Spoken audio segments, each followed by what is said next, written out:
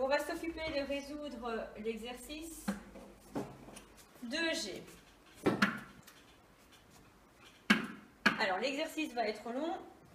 On va donc le commencer ici au-dessus. Première étape, on enlève les parenthèses précédées d'un moins en changeant le signe de tout ce qu'il y a à l'intérieur de la parenthèse. Donc on recopie ce qu'il y a avant. FL moins OD moins CI moins DJ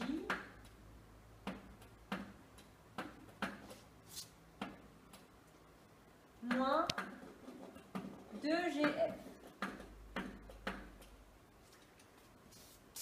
Deuxième étape, on enlève tous les moins en plus en inversant l'ordre des lettres. Donc on prend l'opposé de tous les vecteurs. Moins OD, c'est plus le vecteur DO. Moins CI plus le vecteur IC. Moins DJ plus le vecteur JD.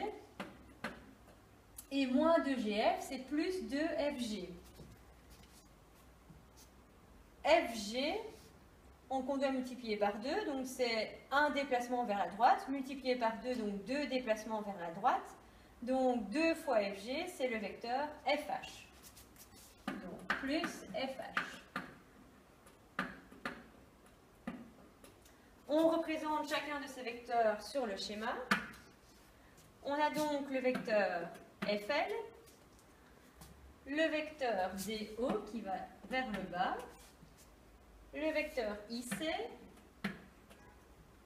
le vecteur JD et le vecteur FH.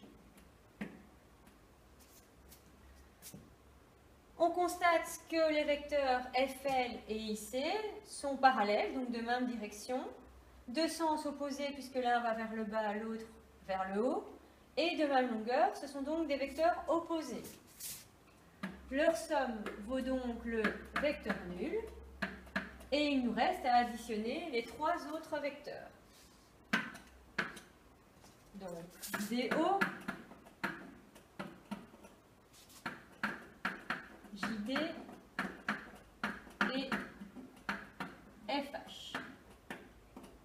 Alors, on efface les vecteurs qui ne nous intéressent plus, c'est-à-dire FL et IC. Et on constate déjà que le vecteur JD et le vecteur DO sont consécutifs. Donc on peut les additionner. JD plus DO, ça donne le vecteur JO. Donc, JD et DO.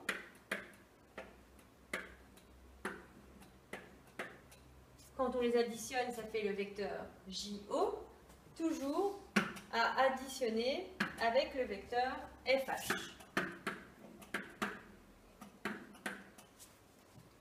À nouveau, on efface les deux qu'on a additionnés.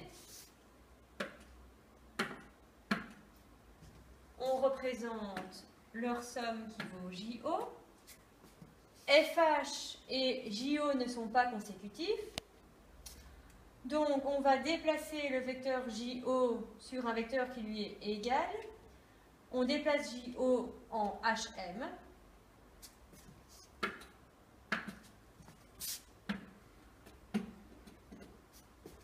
Donc, on peut effacer JO. Et donc, FH plus HM.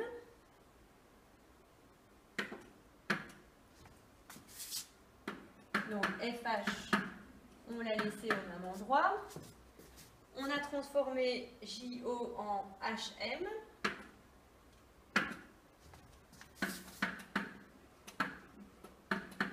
Comme ils sont maintenant consécutifs, on part de F et on arrive au final à M. La résultante, la somme des deux, est donc le vecteur FM.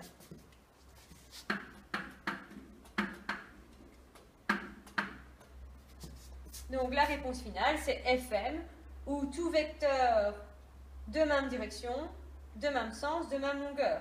Donc si vous trouvez AH, c'est aussi une réponse, il y en a d'autres dans le schéma, du moment que vous êtes parallèles de même direction, de même longueur.